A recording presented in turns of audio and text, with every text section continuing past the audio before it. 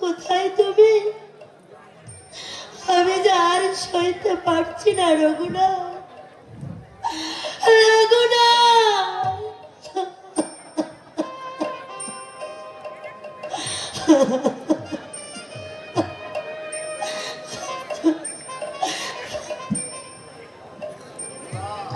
রঘুনা, দেখা দাও, দেখা দাও প্রভু। কি ভাবছো সীতা? শ্রীরামের কথা? হ্যাঁ, আমি তারই কথাই ভাবছি। সরমা, তুমি তো নারী, আমারই মতো সদমা। স্বামীর বিরহে স্ত্রীর বুকে যে কত বেদনা, তুমি তো স্বামী বোঝো। বুঝি সীতা, সবই বুঝি।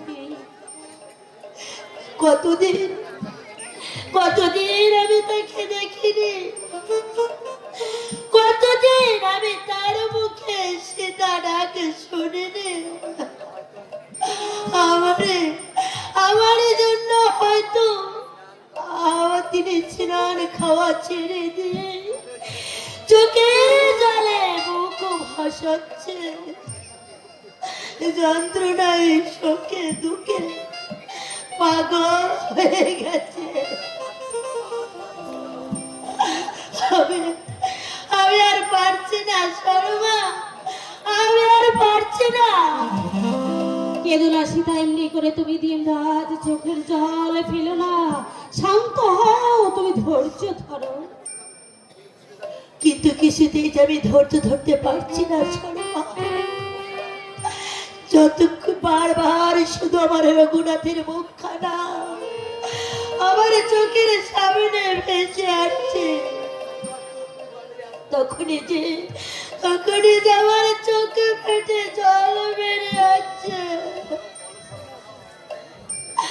বলো বলো শর্মা, বলো, এই শত্রুপুরীতে তুমি আমার একমাত্র সহায় সম্বল। সীতা, তুমি বলো শর্মা, আমি কি কোনোদিন আর আমার রঘুনাথকে আমি ফিরে পাবো না? বলো, আর কি আমি কোনোদিন তার কাছে ফিরে যেতে পারবো না? নিশ্চয়ই পারবে সীতা, নিশ্চয়ই পারবে। আর এই যদি মিথ্যা হয়, তাহলে আকাশে আর কখনো চন্দ্র সূর্য উঠবে না। সাত পাত্রের বাঁধন মিথ্যে হয়ে যাবে। সতীর মহিমা কথা জগতের মুখ থেকে চিরদিনের মতো লুপ্ত হবে। শর্মা,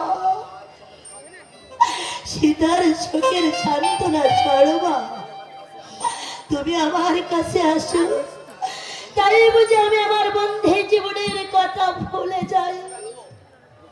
মুছে ভালো চোখের জল। তুমি যে আমাদের চোখে রক্ত মাংসে গড়া জাগ্রতা দেবী, তাই তোমার চোখের জল যে আমি কিছুতেই সইতে পারি না। তাই তো আমি আমার সব কিছু পেছনে ফেলে রেখে তোমার সেবার ভার নিয়েছি।